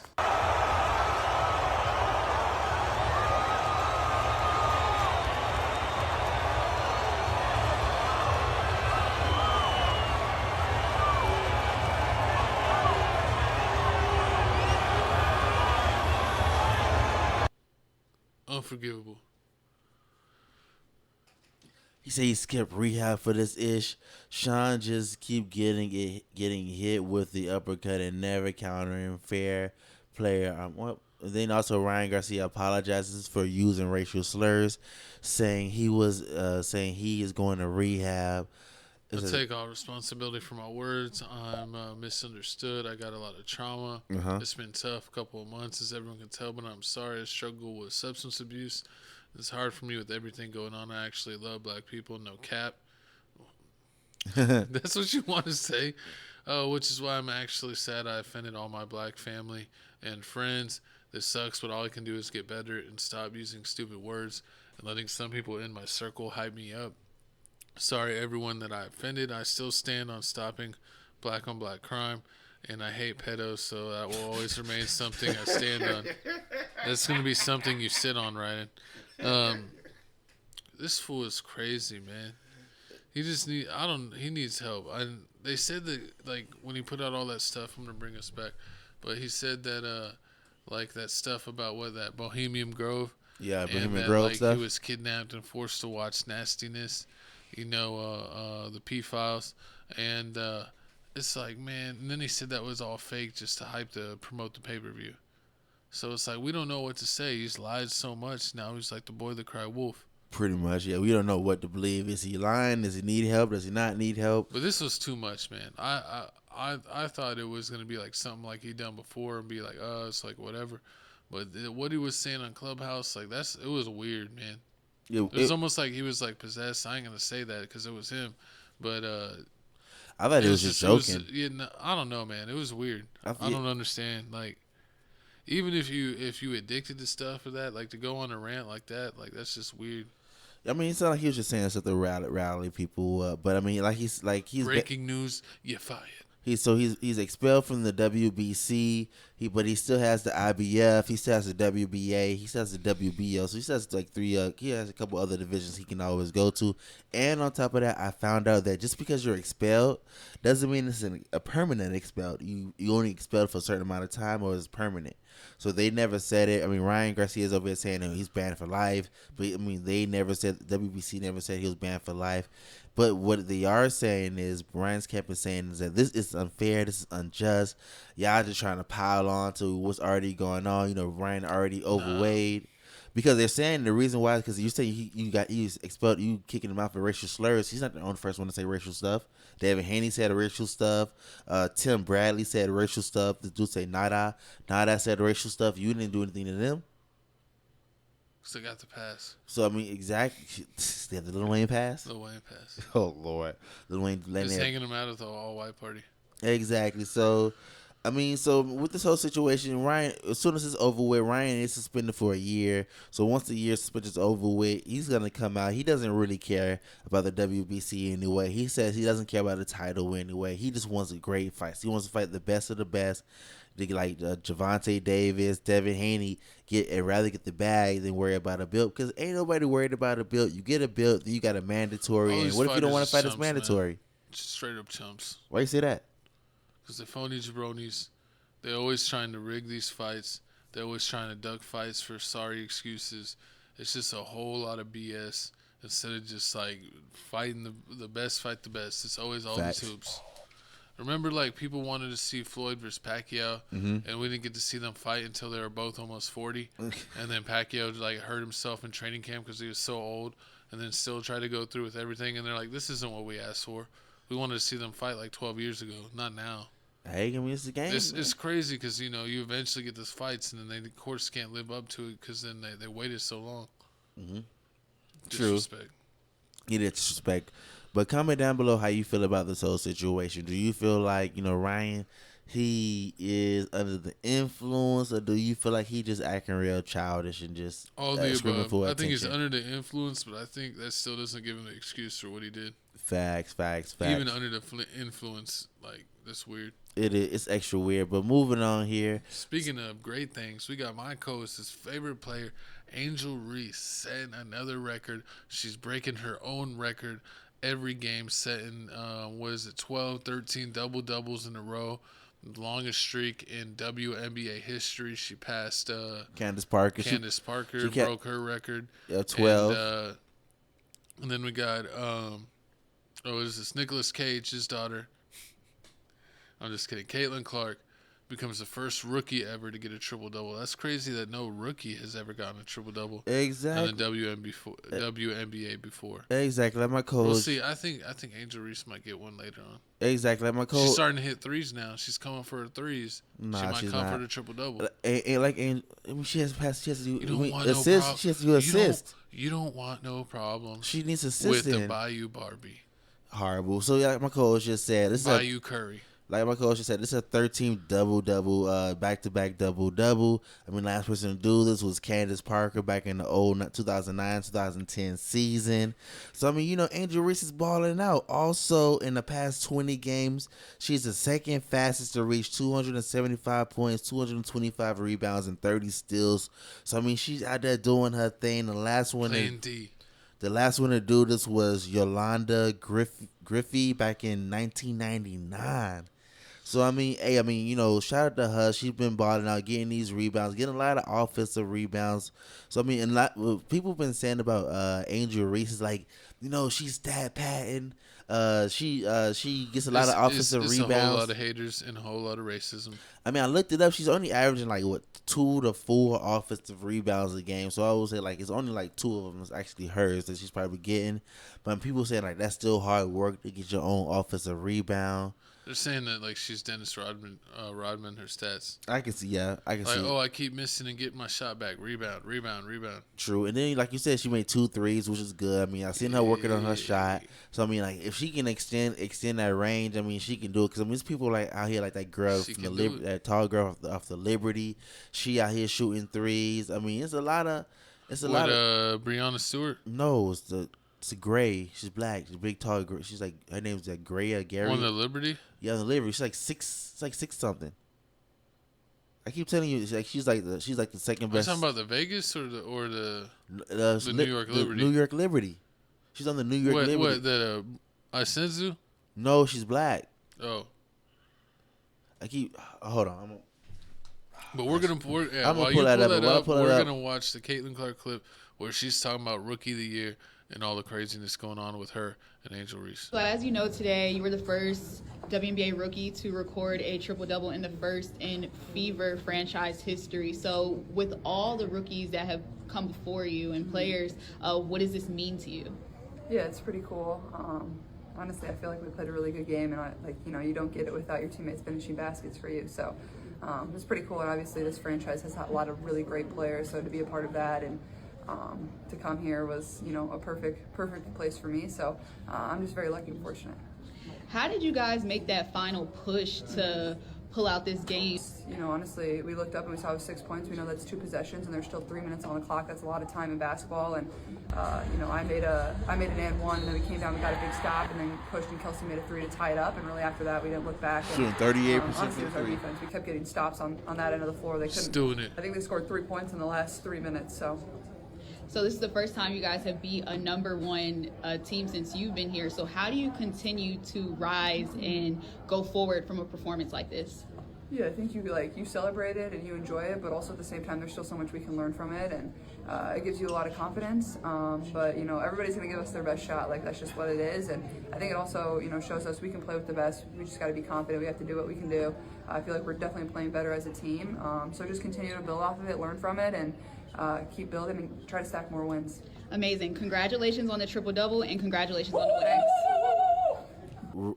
Right now, yeah. So right now, that girl I'm talking about was Jonquel Jones off the Liberty. She's 6'6", and she's on the Connecticut Suns. Now she's on the Liberty for the past 2 years. She is averaging 2 to 4 threes a game, shooting 42.2% from the 3. Nice. So yeah, it's unlike Clayton and Clark, she's shooting 32% from 3. Yeah, 32% for 3. So so Angel Reese is out here balling. So moving on to Caitlin. I think Angel Reese is shooting 100%. Moving on to Caitlin Clark. Angel Reese is shooting 25%. I'm just kidding. She's only shot 5. Calm down. Horrible. Nah, but moving on to Caitlin Clark, man. Caitlin Clark out here balling. She got the triple-double. She had the first ever triple-double. If you didn't know, fun fact, in college, in her whole college career, she has 17 triple-doubles. And every time she scored a triple-double, she won the game. Unlike Angel Reese broke the record, got the triple-double, got the double-double, but guess what? They lost. They lost to the Seattle. They're ahead in the standings. By 1 game. And also, if they go, I think they're tied 1-1. They tied 1-1 head. No, I think there's 1-1 or 2-1. Either Caitlin Clark's up or they're tied in the head-to-head games. 2-1. Exactly. Caitlin Clark's but they're ahead in the standings, so that's all that matters. Exactly. But if you didn't know, Angel Reese, Caitlin Clark is one of the first WNBA players to reach 350 points, 150 assists in 22 games. She did that faster than Chelsea Gray, who did it in 24 games. Did it faster than Diana Taurasi, who took her 25 games to do it in 2014. So she's balling out. She's taking her time. She balling out. I can't see. I don't know. And on top of that, she also snapped a 9-game losing streak against the Liberty. because Fever haven't beat them in the past 9 straight It's games. pretty easy to do when you're losing so much. You a hater. And on top of that, they're saying the Fever are on pace to do way better than what they did last year, unlike the Sky, who aren't on pace to doing what they did last year. What do you mean? They're gonna be better team. No, they're not. They're not gonna win as many games. Why are you such a hater? I'm just saying, Take what off Rachel. your hating I'm telling you what shades. Rachel Nichols and them said. This is why Rachel Nichols got fired. You a hater. She got fired for sleeping with. For racism. What? Hating on Rachel Reese. Hanging on the Bayou Barbie. Will this be the first WNBA co-rookie of the year? Yes. Like they had back in the day with Jason Kidd and Grant Hill getting co-rookie of the year. I mean, this is the modern day Larry Bird and Michael Jordan, man. With I'm talking with the star power. Johnson? No, Larry Bird. No, and Magic Johnson. Jordan. Michael Jordan. Magic Jordan. Michael Jordan. Luka Magic Jordan. No, it's Larry Bird and Magic. My bad. Larry Bird and Magic. It's Larry Bird and Magic, man. So is Caitlin Larry? Of course. But she's not Angel Reese is in the Magic. She's more like a James Worthy. Plays power forward. I mean, played it before. Magic played the point. He was tall. Yeah. But I don't think he was supposed to play who wasn't supposed to start off at the point. Yeah. He actually filled in at center one time when Kareem got hurt, but he was always a point. Exactly. So I mean, with these girls balling out, man. Shout out to the WNBA. I have never watched this many WNBA games in my life. I mean, Caitlin Clark played 22 games. Out of 22 games, I probably watched at least 12. I think last year I watched like 5 We've games. already passed we probably watched enough WNBA this year the 4 year. I seen the more Dallas than Wings. the past 4 years combined. The Dallas Wings trash. I thought the Dallas Wings was gonna be Why good. you gotta hate on them? Because they had a good year last year. I don't know why they're struggling this year. That Agunli, what her name is? Agunli something? Yeah. Dallas Wing, yeah.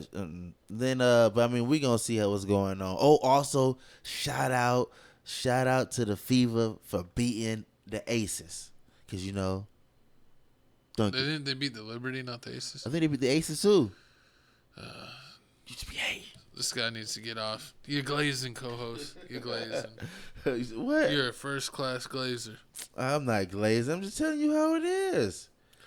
Let me see. But let us know what you think exactly about the WNBA. Who's your favorite player? Is it the Bayou Barbie? Is it Caitlin Clark? Let us know down below.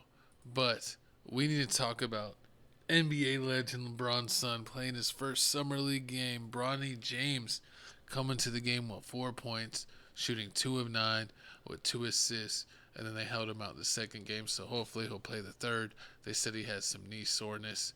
What do you think about Bronny's first performance in Summer League? Oh, correction. Yeah, they still ain't. The Fever still ain't beat the Aces. Told you.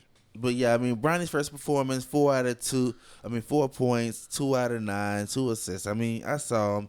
He alright. I mean, he didn't. They was already gonna lose the game. They were going against the Kings. The Kings was balling out. They played a whole bunch of. They played like these 2 players. I guess it was on the G League. And they were just, every time they had the ball, they were just chucking the threes. They was making all the threes. I think one person made like 6-7 threes in the game.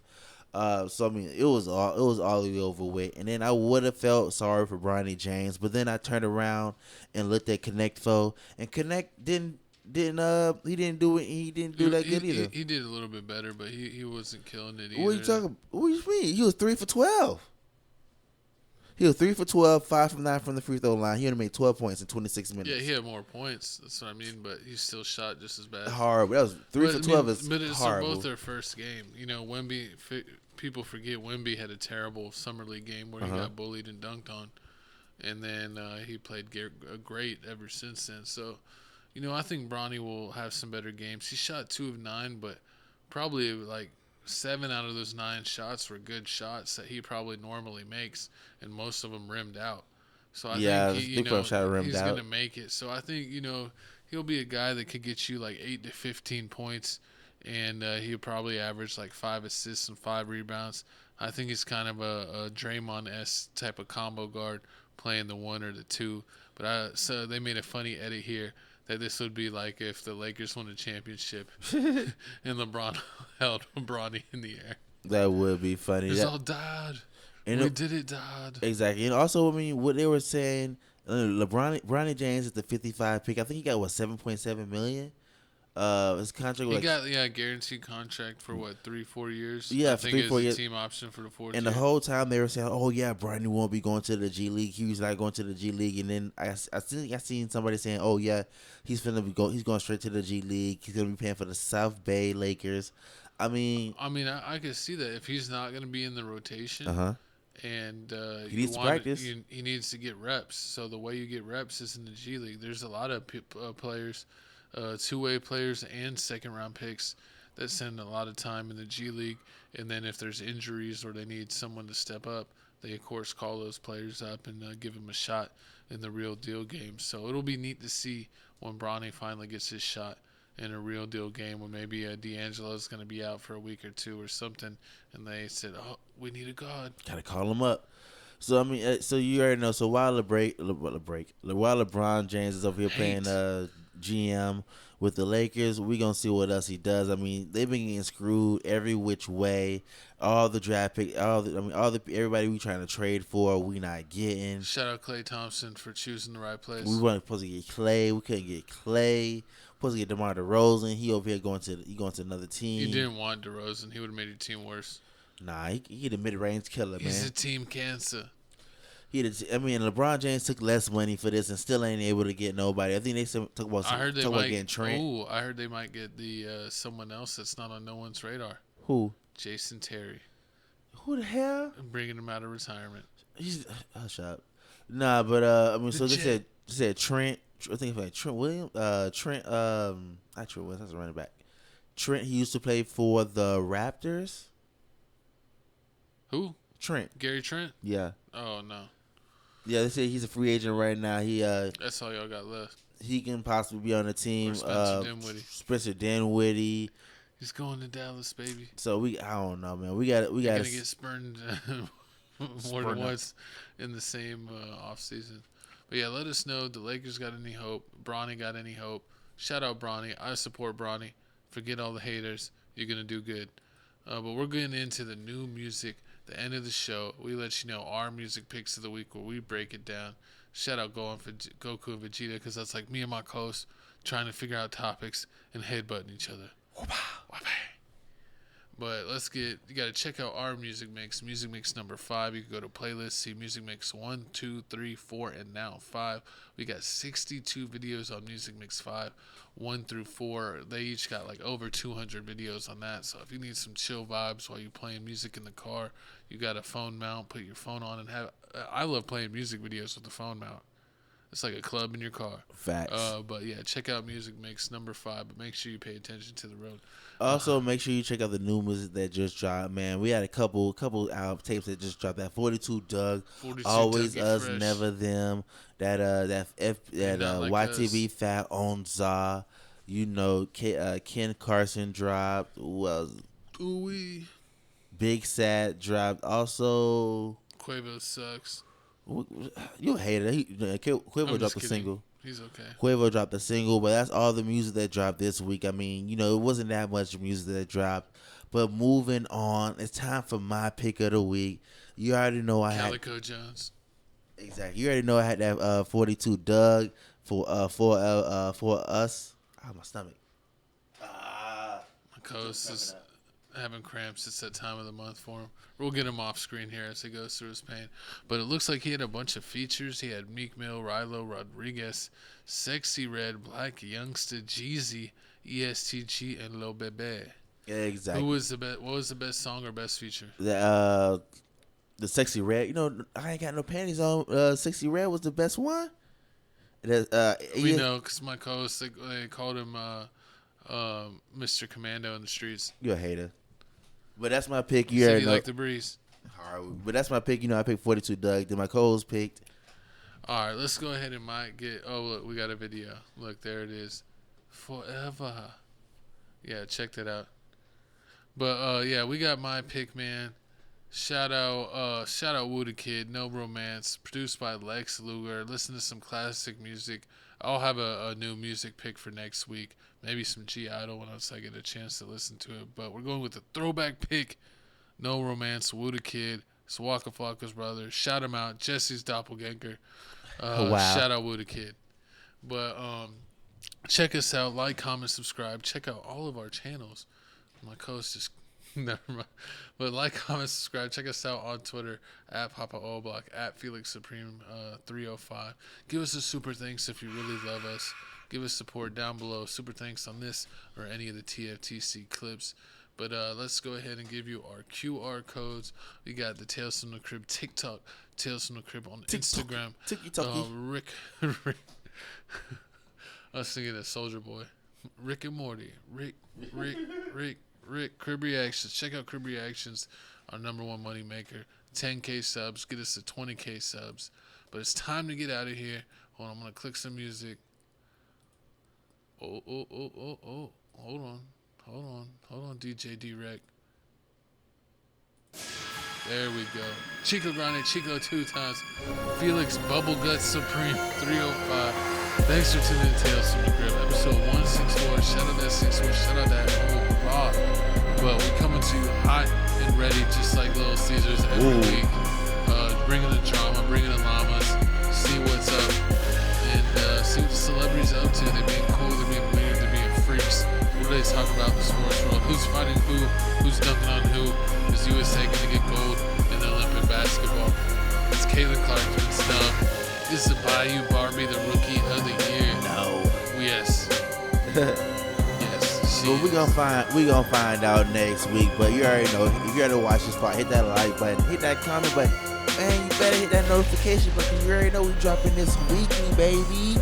You already know, like my co-host said, it's your boy Jesse J, Felix Supreme 305 with my co-host Chico Grande, Chico 2 times. Thanks for tuning in. We will see you.